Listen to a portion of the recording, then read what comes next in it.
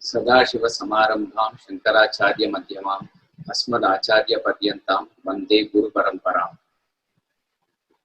श्रुतिस्मृतिपुराणानाम् आलयं करुणालयं Namami भगवत्पादशङ्करं लोकशङ्करम्।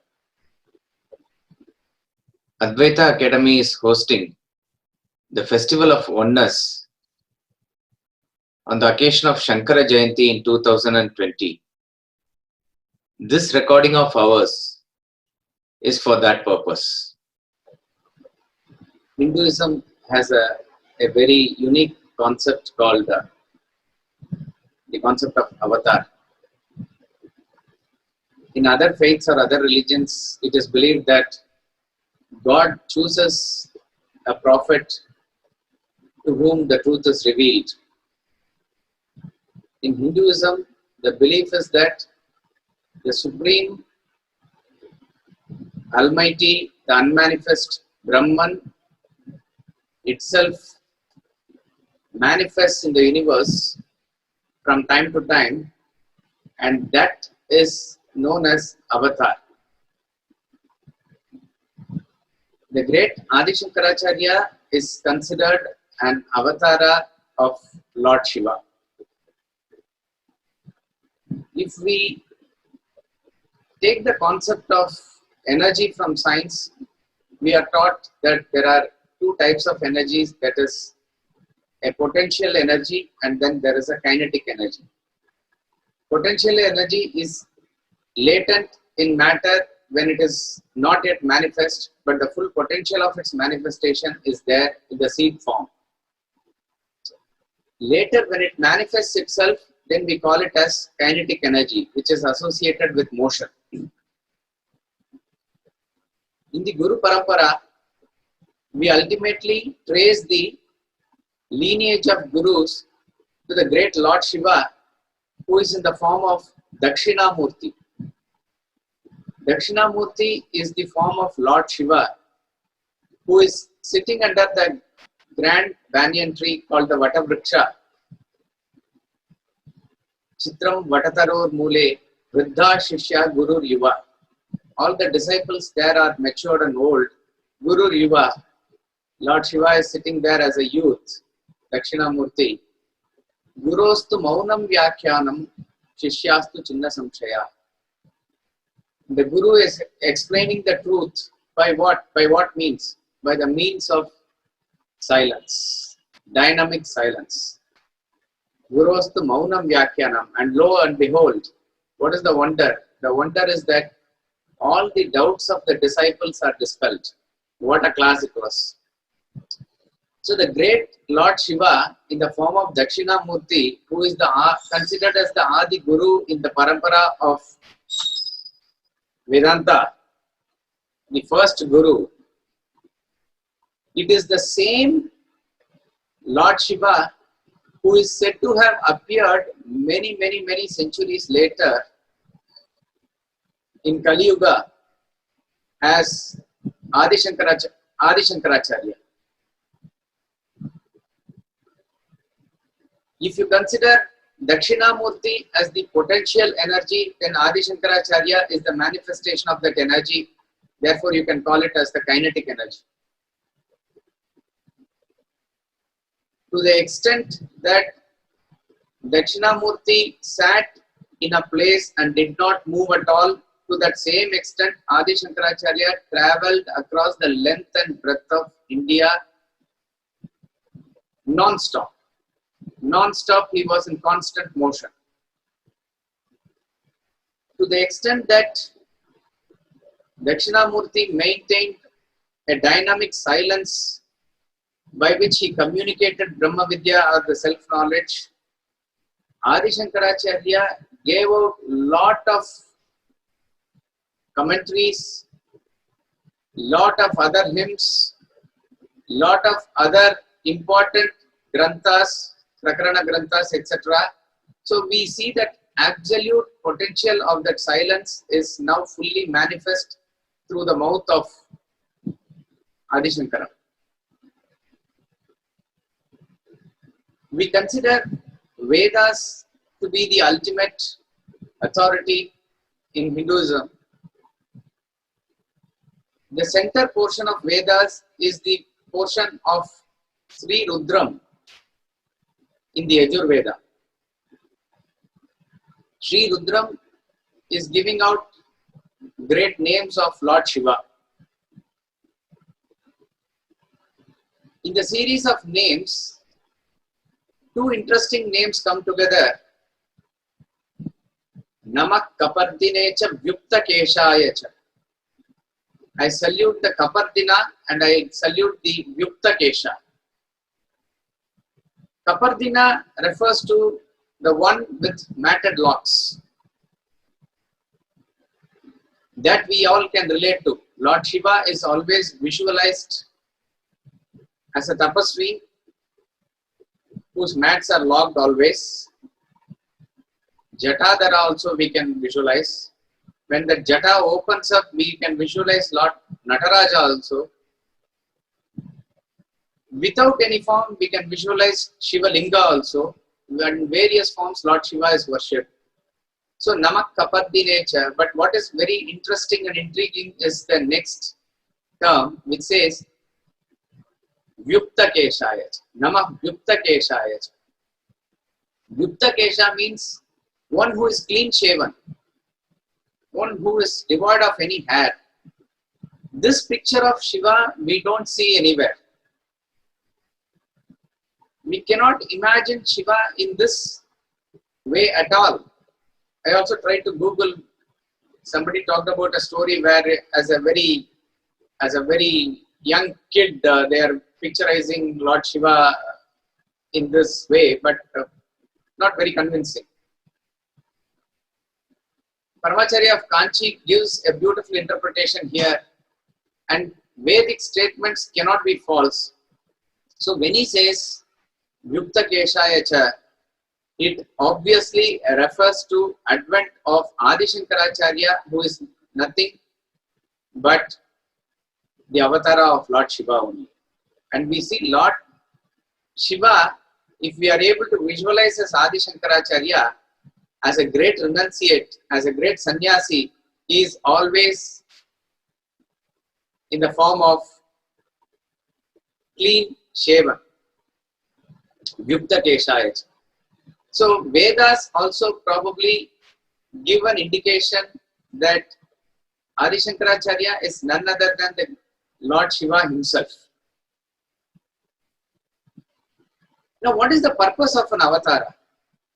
Bhagavad Gita says, the avatara occurs yada yada hi dharmasya glanir bhavati bharata abhyutthanam adharmasya tadatmanam srijamya. Whenever there is a fall of dharma and rise of adharma, I manifest myself. This is the famous shloka in Gita which gives the concept of avatara. But another more famous shloka is the next shloka which says, what is the purpose of such avatara? What is the purpose of such avatara? He says, Paritranaya sadhuna, vinashaya cha dushkrita, dharma samsthapanarthaya sambhavami yuge yuge. I manifest myself from age to age. I here refers to the Supreme Self. The Supreme Self manifests itself from age to age. Sambhavami yuge yuge. And the threefold purposes are protection of the virtuous, Paritranaya sadhuna, Vinashaya cha dushkrita, destruction of the evil. By doing so, what is happening is the third one, which is Dharma samsthapanarthaya, establishment of dharma or righteousness. This is what is the general purpose that is mentioned, and this happens from time to time because from time to time there is a deterioration, and whenever the deterioration happens, according to the law of demand and supply, this balance is maintained, this manifestation comes. Most famous are the Dashavataras of Lord Vishnu, and most famous among them is Lord Rama and Krishna, who have a long charitra and which is very, very well understood and revered in India. But there are also other avatars. And Till today in Kali Yuga, various sages and saints who have come are also designated as avatara or amsha of the supreme deities, supreme reality in the form of any deity. In the case of Lord Rama or Krishna, the time was different. The unrighteous was visible and manifest in a different way, and the good were attacked in a way, and therefore the purpose of the avatara and the way in which they dealt with the unrighteous and the wicked at that point of time to establish dharma was different. But much into the Kali Yuga, the situation was different. At the time of Adi Shankaracharya, we don't see Asuric and Rakshasa forces like either Ravana or Kamsa, but materialism had taken over the world and it was posing danger in a different way. People were losing faith in the Vedas, as a result of which people were moving away from the core of Vedas, which is the Supreme Self or Brahman.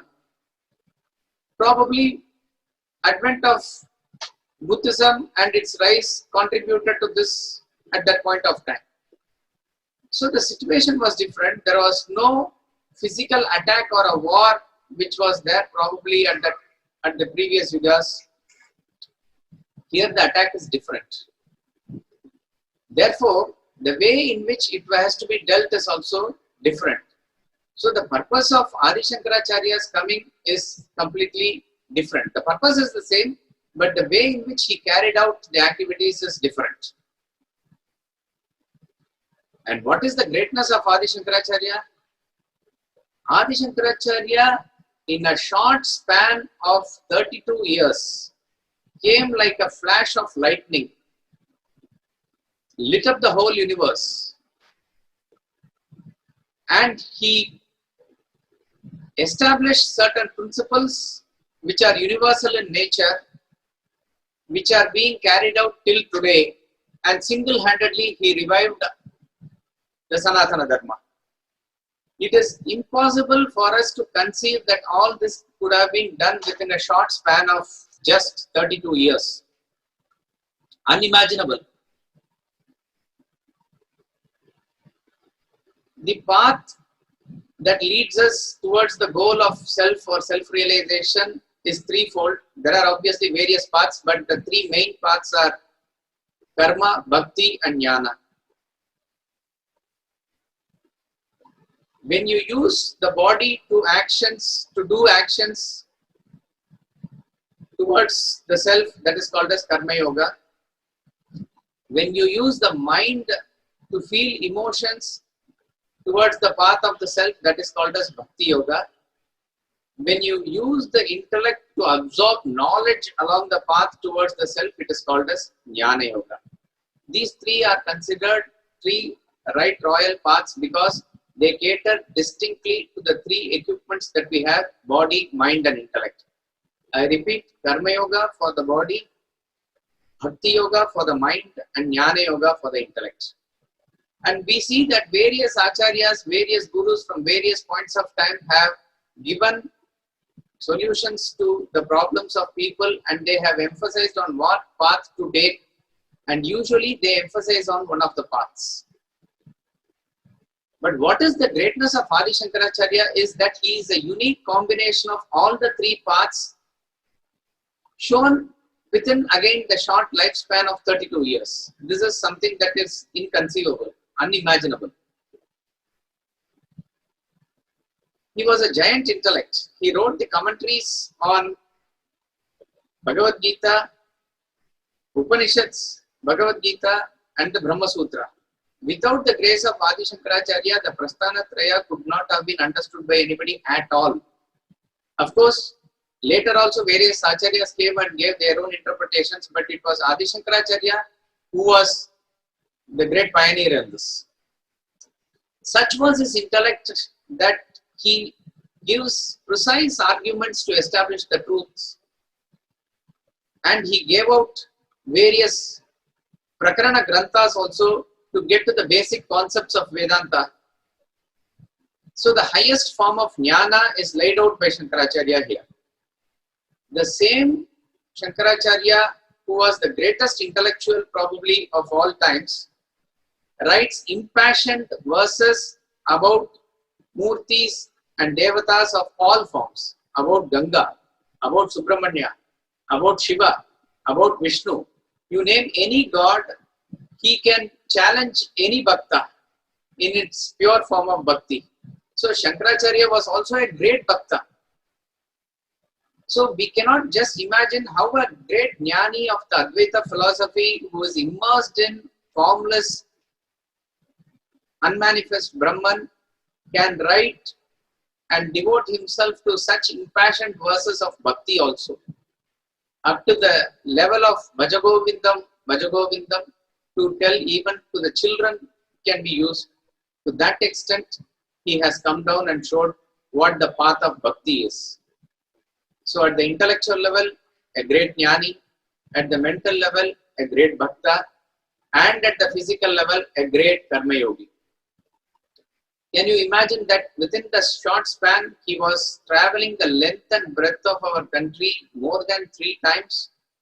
He would have walked mostly, if at all, he could have traveled a little while on the bullock carts. That's about all. He traveled the length and breadth of the country, and he established monastic institution known as mathas, which are living till today, carrying out the work of Adi Shankaracharya. What a great activity that is. The potential of maintaining the dharma in the society is carried out by the Shankara Mats in Badrinath, in Dwaraka, in Sringeri, in Puri, and there are other mats like Kanchi also, which are attributed to Shankaracharya, innumerable. And till today, in an unbroken chain of Guru Shishya Parampara, all those who are sitting there, inspired by Adi Shankaracharya, are also called as Shankaracharyas. They are carrying out, maintaining the Sanatana Dharma in the midst of society, and that tradition was greatly founded by Adi Shankaracharya himself. So if you look at in totality, he is a unique combination of karma, bhakti and jnana, and all this was accomplished, as I said, in a very short lifespan. And what was Shankaracharya's greatest weapon? His greatest weapon was nothing but his giant intellect and his unconditional love. So wherever, whatever need to be condemned, fearlessly he condemned, but he did not have any antagonism towards anybody. That is why he was able to reconcile all the practicing 72 types of religion under one umbrella, under the umbrella of Advaita. He gave every religion its rightful place, but showed the base of the unmanifest reality of Brahman under everything. And that is why Advaita philosophy, which is obviously not founded by Shankaracharya, but which we can say was re-established by Shankaracharya in a great way, is universal in its appeal. And every scientist today is also, who may not proclaim himself to be religious, cannot have any argument against the principles of Advaita Vedanta. And all this is the grace of Adi Shankaracharya. And rightly so, after Lord Krishna, Adi Shankaracharya is called as Jagat Guru. Jagat Guru means universal teacher. He is indeed an universal teacher, because whatever he taught applied to the whole universe. It is universal philosophy. But what is interesting is, even though he was a Jivan Mukta, he was a realized person living in the embodiment, he never ever attributed the knowledge which is actually flowing out of himself, taking the stance that he is the authority. He always gave the authority of the Vedas. Such humility you will find only in a Jagat Guru.